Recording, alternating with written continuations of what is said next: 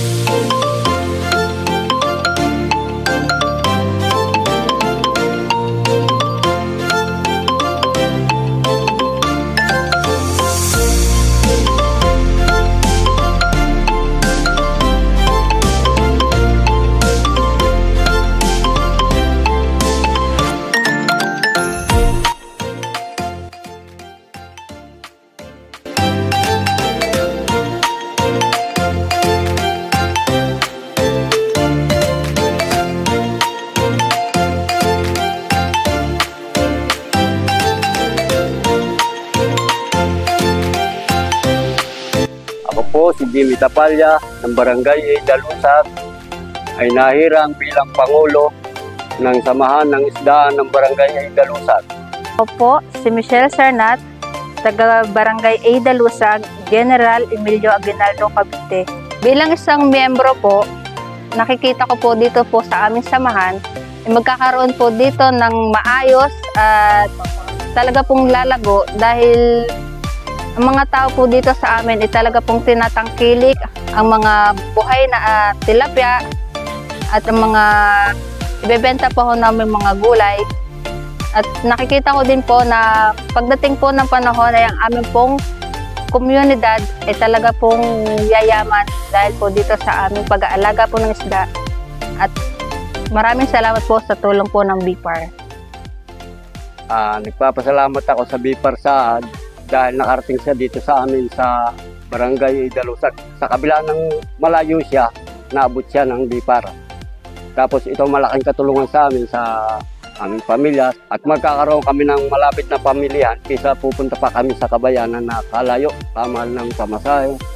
Dito mas makakatipid kami, mas makakaminos. Kaya malaking katulungan sa amin yung galing sa BIPAR Saad nito.